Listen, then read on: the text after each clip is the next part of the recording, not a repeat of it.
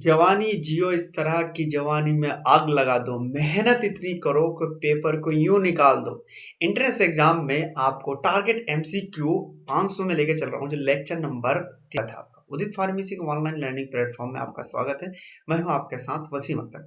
आज के लेक्चर में जैसे यहाँ पे देख रहे हो ना, केमिस्ट्री में आग निकाल देता है। सेम इस तरह से आप एमसीक्यू प्रैक्टिस करो, थ्योरी प्रैक्टिस करो, कि ताकि आपको जिस तरह से पेपर मिले बस पूछो ना कहाँ से क्वेश्चन पूछोगे। बस देखो, 1.5 महीना अगर 1-1.5 महीना सही से पढ़ लोगे ना, तो जिंदगी भर आपको पछताना नहीं पड़े।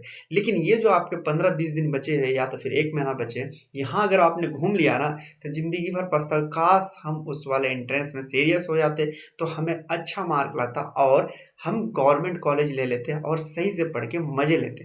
तो गवर्नमेंट कॉलेज में अगर जाओगे तो बहुत मजे हैं। रीज़न क्या था? एक तो फीस कम लगता है, दूसरी बात है स्कॉलरशिप अच्छी मिलती है, प्रायोरिटी अच्छी मिलती है, आपको कनेक्शन मिलते हैं, जो सीनियर्स होते हैं वो आपके अच्छे जगह पे होते हैं। देखो, सीनियर्स अगर भले ही सुना होगा कि रैगिंग करते हैं डीजेड, लेकिन सपोर्टिव भी होते हैं। सिर्फ आप एक चीज़ नहीं देखे होंगे, लेकिन आप वहाँ पे जाएंगे तो वहाँ पे कॉलेज लाइफ का जीने का मजा कुछ और है। लेकिन ऐसे अगर डी फार्मा करेंगे, नॉर्मल कॉलेज में नाम लिखा दिया बस ऐसे काट ले, उतना मजा नहीं आएगा। लेकिन 2 साल आप यहाँ से अगर एंट्रेंस एग्जाम में दाखिले अगर सही मायने में पढ़े, कॉलेज लाइफ को जिए, मजा ही कुछ और था। तो चलिए स्टार्ट करते हैं आज के सेमेस्टर को केमिस्ट्री में। सबसे पहले आज हम जाने कार्बन से रिलेटेड जो क्वेश्चंस है उसको जानेंगे। सबसे पहले हम कार्बन चैप्टर है उनमें से देखते हैं। पहले कार्बन को पढ़ लेते हैं। What do mean the carbon? Carbon क्या है? जैसे ये पेन है कार्बन का बना हुआ, हम लोग है कार्बन यहाँ मिल जाएगा। तो कार्बन का वही जो सिंबल सी होता है, सी से समझ रहे हो ना, सी, वही सी कार्बन। इसमें अगर बात करें नॉर्मल सी, इसमें 4 बॉन्ड होते हैं। देखिए, कार्बन एक प्रकार का आधातु तत्व है। कार्बन क्या है? एक प्रकार का आधातु तत्व है जो प्रकृति में क्या है, मुक्त अवस्था तथा दूसरे तत्वों के साथ भी पाया जाता है। मतलब ये जॉइंट में भी पाए जाते हैं और सिंगल फॉर्म में भी पाए जाते हैं। देखो, पाए जाते हैं कार्बन तो सभी जीवनधारी में पाए जाते हैं। कार्बन मतलब कुछ निर्जीव में भी पाया जाता है, लिविंग और नॉन लिविंग में भी पाए जाते हैं, जैसे कि कोयला, प्लास्टिक, पेट्रोलियम, डीजल, केरोसिन में। देखो, कार्बन की बात करें तो कार्बन आपको पता है कि हर जगह लगभग कार्बन मोनोऑक्साइड, ट्राइऑक्साइड, कार्बन आप देखोगे हमारे बॉडी कार्बन से, कार्बन की एक अच्छा भूमिका निभाती है। लेकिन कार्बन कभी-कभी ऑक्सीजन के साथ, जैसे कि कार्बन मोनोऑक्साइड जो हमारे बॉडी में चले गए तो नुकसान दे दिए। तो कार्बन से यहाँ पे देखें तो पॉसिबल एमसीक्यू क्या बनता है यहाँ पे? कार्बन क्या है? एक तरह का धातु या आधातु है। यहाँ पे बनता है कि आधातु। दूसरा अगर बात करें, कार्बन किस अवस्था में पाया जाता है? कार्बन सिंगल अवस्था में मतलब कि पाया जाता है, दूसरा आपको किसी के साथ भी पाया जाता है। और यहाँ पे और दूसरा देखो, एक एमसीक्यू और यहाँ से बन जाएगा, पूछ सकता है कि इसमें कौन-कौन से पाया जाता है? लिविंग ऑर्गेनिज्म में पाया जाता है या नॉन लिविंग में, या तो फिर दोनों में। तो आपको क्या लगाना? दोनों में पाए जाते हैं। जैसे कि नॉन लिविंग में कोयला, प्लास्टिक, पेट्रोलियम और केरोसिन, याद रखना। अब आता है एलोट्रॉफी, जिसे हम कहते हैं अपाररूपता। देखो, अपाररूपता को समझने से पहले एक चीज मैं समझा देता हूँ एग्जाम्पल से। जैसे कि अगर मान लेते हैं हम कि आपके घर में 3 भाई बहन हो आप लोग, मतलब कि बहन एक और 2 भाई। क्लियर है? अब बताओ मुझे कि जेनेटिक मटेरियल, मतलब आप अगर मम्मी पापा के जैसे ही जेनेटिक मटेरियल मिलेगा, लेकिन बड़ा वाला भाई देखने में थोड़ा सा अलग होगा, छोटा वाला भाई थोड़ा सा और अलग होगा, बहन कुछ अलग होगी देखने में। यहाँ पे मतलब क्या है, इसका जो जेनेटिक मटेरियल मतलब केमिकल्स जो है वो सेम है, लेकिन फिजिकल प्रॉपर्टी अलग है। सेम इसी तरह एलोट्रोपी में क्या होता है कि ऐसे कार्बन के मॉलिक्यूल्स कह लीजिए जिसमें क्या होता है कि केमिकल नेचर तो सेम रहता है, क्योंकि कार्बन से नेचर एक है आपका और फिजिकल प्रॉपर्टी अलग होता है, उसी को हम एलोट्रोफी कहेंगे। अब देखते हैं एलोट्रोफी का। जब एक तत्व समान भौतिक अवस्था में दूसरे रूपों से पाया जाता है, मतलब कि एक तत्व समान भौतिक अवस्था में एक से अधिक रूपों में पाया जाता है, तो यह गुण अपरूपता अपरूपता कहलाता है। समान तत्व विभिन्न रूप तथा तत्व के अपूर्ण रूप कहलाते हैं। अपूर्ण रूप के रासायनिक गुण सामान होते हैं। यहाँ देखो, इसमें क्या है, इसमें पूछ लिया कि एलोट्रोफी जो है उसमें क्या गुण चाहिए, तो फिजिकल गुण, भौतिक गुण या रासायनिक। इसमें रासायनिक गुण सेम होता है, लेकिन भौतिक गुण भिन्न भिन्न होता है। जैसे मैंने आपको बताया कि आपका पापा का जो केमिकल डीएनए आरएनए होगा वही चीज आए होंगे भाई में, लेकिन अलग अलग इसमें होता है, देखने में अलग होता है। उसी तरह यहाँ पे आपको एलोट्रोफी का मतलब है कि वो चीज है, आपको रासायनिक गुण सेम होगा, लेकिन यहाँ पे भौतिक गुण भिन्न होगा। कार्बन के अपरूप के बारे में बात करें, अपर रूप के बारे में, तो ये जो है प्रकृति में मुक्त तथा संयुक्त दोनों अवस्था में पाए जाते हैं। इसके कार्बन जैसा देखने वाले मतलब कि कह सकते हैं फिजिकल केमिकल प्रॉपर्टी सेम मतलब फिजिकल अलग, तो ये साथ में भी पाए जाते हैं और सिंगल में भी पाए जाते हैं। मुक्त अवस्था में कार्बन के कुछ विभिन्न अपर रूप के बारे में बात करें, कार्बन में अगर बात करें तो दो तरह का पाया जाता है, एक होता है क्रिस्टल, दूसरा होता है अक्रिस्टल अपर रूप।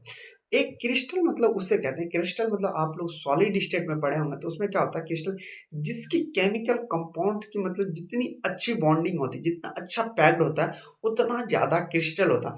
जिसका जितना बॉन्डिंग अच्छा है उसको तोड़ना और मुश्किल है। एग्जाम्पल पे समझते हैं इस क्रिस्टल को, नॉर्मल सी बात है। जैसे कि अगर मान लीजिए एक बात बताए कि आप लोग बहुत अच्छी गहरी दोस्ती है, कुछ भी होता, दो लोग होता, दोस्त आपके भी फ्रेंड होंगे, कोई ना कोई फ्रेंड है, तो आप लोगों में अगर दो लोगों में दोस्ती है, तो दोस्ती में है तो कोई तीसरा पर्सन अगर बॉन्डेशन आप लोग का सही है, अंडरस्टैंडिंग सही है, तो तीसरा पर्सन कोई तोड़ नहीं सकता। क्लियर है, क्योंकि एक दूसरे का बॉन्डिंग अच्छा है। लेकिन थोड़ा सा अगर अनबन हो जाए आप में, तो तीसरा पर्सन थोड़ा सा आता है। जैसे कि आजकल देखे होंगे महिला मित्र के चक्कर में लोग क्या करते हैं, बीच में कोई तीसरा बोल देता तो वो अपना क्लियरिफिकेशन नहीं करता, बल्कि वो लॉन्ग डिस्टेंस में अच्छा उस लड़की ने ऐसा कह दिया, अच्छा कैसे कह सकती है, फिर वो चीज़ कहता है अच्छा वो मेरे बारे में सही कह रहे हो तुम, कह सकता है। ये चीज़ नहीं करता कि कंफ्यूजन है उसको खत्म कर ले। तो एक दोस्ती वाला रिलेशन देखो, वो जल्दी खत्म नहीं होता। वही चीज़ अगर महिला मित्र वाला देखो तो जल्दी खत्म हो जाता है, मतलब इजीली से कर सकता है। लेकिन और देख लो कि थोड़ा सा और किसी से तुम्हारी लड़ाई हो जाए, तो उसमें क्या होगा कि थोड़ा सा विपिन लगेगा, तुमको भी मारेगा, उसको भी देगा, तो आप दोनों में क्या हो जाएगा, हाँ बोल सकता है, तो अलग उससे कर सकते हैं ना, इजीली से अलग हो जाएगा। सेम इसी तरह क्या है आपको कि जितना जिसका क्रिस्टल अच्छा होगा, जितना जिससे दोस्ती वाली गहरी जितना अच्छी होगी, उतनी पैकिंग उसका अच्छा होगा, और उस दोनों की जो बॉन्ड जो होगा उतना ज़्यादा मजबूत होगा। जैसे लड़कों लड़कों की दोस्ती देखो कितना अच्छा होता है, लड़की और लड़का में देख लो थोड़ा सा बॉन्डेशन, थोड़ा सा वेरिएशन आ जाता है। लेकिन दोस्त और किसी से लड़ाई हो जाता है और गैपिंग हो जाए, तो सेम इसी तरह होता है कि क्रिस्टल जितना जिसका अच्छा बॉन्डेशन होगा उतना ज़्यादा क्रिस्टल होगा। इसकी बात करें क्रिस्टल हीरा और ग्रेफाइट, इसका एग्जाम्पल। क्रिस्टल की बात करें तो ये चारकोल, काजल, आपका कोक, कोयला, गैस, कार्बन, ये सारे चीज आपका अक्रिस्टल या तो फिर कह लीजिए कि एमोर्फस होता है। अब देखते हैं नेक्स्ट। अगर बात करें क्रिस्टल आपको एट्रोफी के बारे में, थोड़ा सा आपको डायमंड के बारे में पढ़ लेते हैं।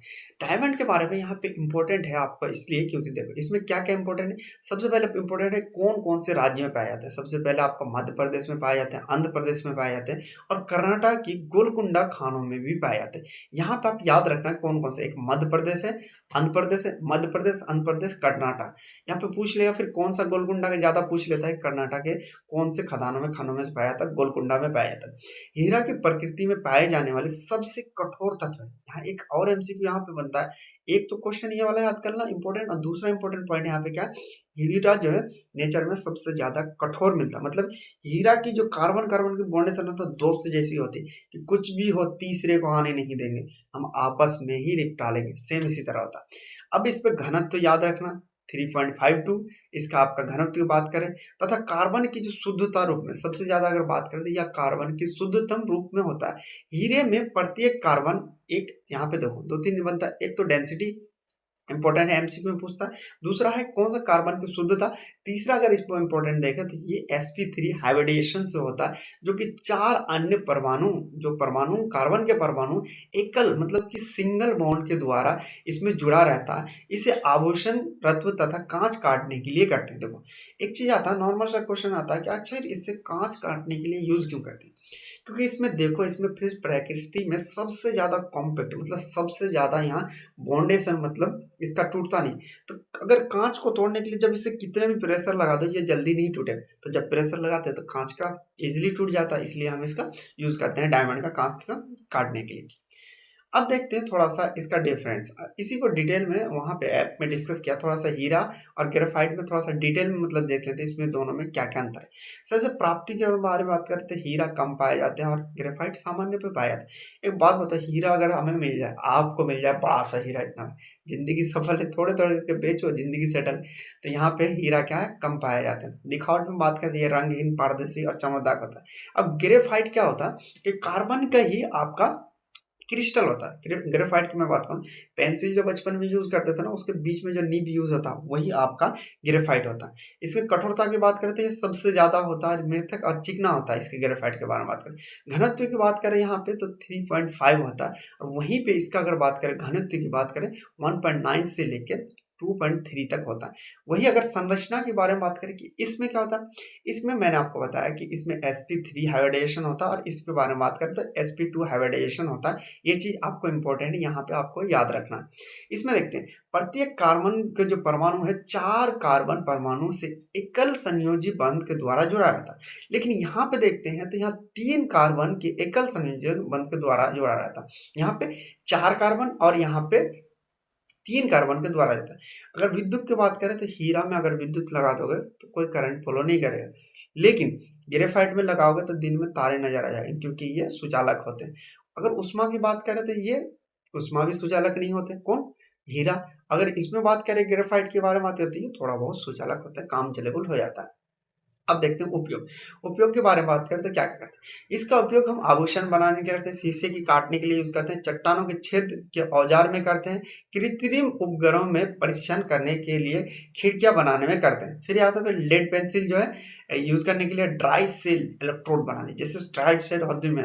इसका मतलब कि जो सूखा बैटरी होता है ना, बैटरी सूखा बैटरी जैसे फोन का मोबाइल यूज करते हैं आजकल के जमाने में, जैसे सोलर पैनल में देखोगे सूखा जिसमें एसिड नहीं होता, उसको सेल इलेक्ट्रोड बनाने में करते हैं, मशीनों में संनाहक के रूप में करते हैं।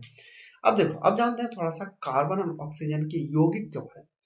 कार्बन और ऑक्सीजन दोनों मिलके क्या क्या बनाता है, क्या क्या नुकसान है, ये इंपॉर्टेंट है। देखो, अगर बात करें हम कार्बन और ऑक्सीजन की, तो यहाँ पे दो चीज है महत्वपूर्ण यौगिक बनता है, एक तो कार्बन डाइऑक्साइड, एक है कार्बन डाइऑक्साइड। मैंने पता है क्या काम में आता है, कमेंट में बताना आप लोग कि कार्बन डाइऑक्साइड आप तो कहाँ से निकलता है, हमारे बॉडी के कौन से पार्ट से कार्बन डाइऑक्साइड निकालते हैं, कमेंट में बताना आप लोग। फिर आता है कार्बन मोनोऑक्साइड, ये दोनों ऑक्साइड आते हैं। फिर आप जानते हो थोड़ा सा कार्बन डाइऑक्साइड के बारे में।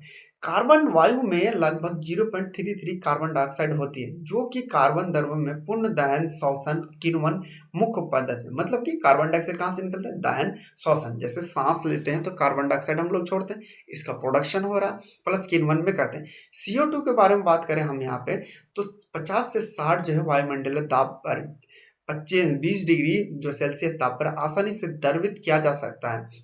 वायुमंडलीय दाब पर माइनस इसमें 78.5 सेल्सियस पर ठोस रूप में लेती है। ठोस CO2 को शुष्क बर्फ भी कहा जाता है। ईथर के साथ बहुत ही निम्न ताप पर उत्पन्न करते, अगर ईथर के साथ इसको हम कर दे तो -100 डिग्री तक उत्पन्न करते हैं, इसलिए हम इसे रेफ्रिजरेटर में यूज करते हैं, और इसमें हम क्लोडिंग सीडिंग के हेतु प्रयोग तो किया जाता है। अगर हम बात करें इसको कैसे बनाते हैं, जैसे कार्बन और ऑक्सीजन के साथ अगर ये करेंगे, जलाएंगे, तो इसमें क्या है, कार्बन डाइऑक्साइड निकल जाएगा। आप खूब जलाओ, धुआं निकलेगा, जैसे सांस छोड़ो, लो कार्बन डाइऑक्साइड उत्पन्न हो गया। आप भी सांस लो, सांस छोड़ो, कार्बन डाइऑक्साइड उत्पन्न हो गया। तो यही चीज इसमें बता रहा है कि किससे। दूसरा है, इसको हम उत्पन्न कर सकते हैं या कार्बोनेट और बाइकार्बोनेट से गर्म करके भी बनाई जा सकती है, जैसे कि कैल्शियम कार्बोनेट का अगर हीट करेंगे तो ये आपको CO2 प्राप्त होगा। इसी तरह अगर मान लीजिए डिटेल में आपको हर इसी चैप्टर के हर चैप्टर को अगर पढ़ना चाहते हैं, हर सब्जेक्ट से थ्योरी प्लस MCQ, तो आप वहां पे जाकर ले सकते हैं, जिसमें आपको मिलेगा रिकॉर्डेड क्लासेस, मतलब इस तरह का रिकॉर्डेड क्लासेस प्रेजेंट होता है। फिर आपको मिलता है लाइव क्लासेस, कि रिकॉर्डेड क्लास में कुछ समझ में नहीं आया, क्या पढ़ा दिया सर, तो वहाँ पे लाइव क्लास में खूब पूछो क्वेश्चन जो आपको मन में होता है कि सर ये वाले समझ में नहीं आया, ये टॉपिक समझ में नहीं है, तो वो फिर आपको समझा देगा। फिर आपको PDF नोट्स मिलेगा, फिर टॉपिक वाइज MCQ टेस्ट मिलेगा, मॉडल पेपर प्रैक्टिस मिलेगा, प्रीवियस पेपर प्रैक्टिस मिलेगा, फिर प्रॉपर टाइम मैनेजमेंट किस तरह से करते हैं वो भी बताया जाएगा। इसको करने के लिए आप जाएंगे ऐप पे जाएंगे, मतलब कि उदित फार्म प्ले स्टोर पे जाएंगे, उदित फार्मेसी सर्च मारेंगे, स्टेप 2 में आपका डिटेल में भरेंगे आपको, फिर आप अपना स्टोर पे जाएंगे, और कोई भी दिक्कत हो इस नंबर से आप संपर्क करके वहाँ पे कांटेक्ट करके वो आपका दिक्कत का निवारण कर देगा। चलिए, अब जानते हैं थोड़ा सा उससे रिलेटेड कार्बन चैप्टर से थोड़ा सा MCQ देखते हैं। इथिलीन की शुद्धिकरण के लिए कौन सा विधि उपयोग करते हैं। इथिलीन के बारे में बात करें तो इसमें भाप श्रवण करते हैं। इथिलीन का जो है आप इससे वेपर हो जाता है, जिससे हम इसका भाप श्रवण करने के लिए यूज करते हैं। अब बता कार्बन यौगिक किसका जो IPSC नाम क्या है, इसका IPSC बात करें तो यहाँ पे देखो ये मेथेन है, एक ग्रुप, और OH को हम क्या कहते हैं, हाइड्रोक्सी, हाइड्रोक्सी मतलब अल्कोहल है, तो इसमें क्या हो गया, इसमें मिथेनॉल हो गया, तो सिंपल सी बात है मिथेनॉल होगा। इसको देखो IUPAC लोग क्या करते हैं कि हाइड्रोक्सी मिथाइल लगा देते हैं। आईयूपीएसी नेम पूछा है ना कि नॉर्मल नेम पूछा है। नॉर्मल नेम पे इसका हाइड्रोक्सी मीथेन ही होता है, लेकिन आईयूपीएसी नाम देखेंगे तो इसका मेथेनॉल ही होता है। अब देखते हैं इथिलीन का इसमें पूछ रहा है, इथिलीन का आईयूपीएसी नाम क्या होता है। इथिलीन का आईयूपीएसी नाम इथीन होता है। एसिटिलीन का आईयूपीएसी नाम क्या होता है, एसिटिलीन का इथाइन होता है। अब देखते हैं आईयूपीएसी प्रणाली के अनुसार ये वाला नाम क्या होता है, ये CH2OH, ये क्या है आपको इथेन, और OH क्या है अल्कोहल, तो यहाँ मिला देंगे तो दोनों को मिलेगा क्या है एथेनॉल। इसका आंसर क्या होगा एथेनॉल। अब देखते हैं क्लोरोफॉर्म मतलब टेट्रा अगर बात करें तो क्लोरोफॉर्म का आईयूपीएसी नाम क्या है, 1 2 3 इसके साथ Cl लगा दो, Cl लगा दो, Cl लगा दो, ये क्लोरोफॉर्म हो गया। तो इसको मतलब अगर मीथेन कहते हैं और साथ कितने कार्बन क्लोरीन है 4 है, तो इसके यहाँ है टेट्रा क्लोरोमीथेन। अब देखते हैं कोरल का आईयूपीएसी नाम क्या होता है, कोरल का आईयूपीएसी नाम टेट्रा क्लोरो इथेनॉल होता है। अब आता है निम्न में से कौन सा कार्बन है, कार्बन यौगिक है। देखो कार्बन यौगिक मतलब जिसमें कार्बन पाया है, देखो H2O का फॉर्मूला देखे तो ये होगा, सोडियम क्लोराइड तो NaCl होता है। क्लोरोफॉर्म का देखे तो ये CCl, 4 को C लगा देते हैं तो ये बन गया हमारा क्लोरोफॉर्म। फिर आता है अमोनियम क्लोराइड की NH3 आपका Cl। तो अब बताओ इसमें कौन सा है आपका, तो ये वाला होगा, तो डेट मीन की इसका आंसर क्लोरोफॉर्म होगा। अब देखते हैं फिनोल का यौगिक कौन है। फिनोल का अगर बात करें तो देखो इसे हम जितने मतलब कि क्लोज बेंजीन भी आपका एरोमेटिक कंपाउंड के अंदर आता है, तो OH अगर लगा देते हैं तो ये फिनोल आ जाएगा। तो इसके आंसर की बात करें तो क्या है, ये एरोमेटिक होता है, आंसर है इसका एरोमेटिक। अब जानते हैं अल्कोहल में पाए जाने वाली अभिक्रिया का मूलक क्या है। अल्कोहल में O पाया जाता है, सिंपल सी बात है, तो यहाँ OH होगा। अब जानते हैं कि और भी अगर आपको डिटेल में पढ़ना है तो आप ऐप पे डाउनलोडिंग कीजिए, यहाँ पे अपना डिटेल भरिए, फिर स्टोर पे जाइए। फिर मिलते हैं नेक्स्ट लेक्चर में, तब तक के लिए बाय बाय, टेक केयर।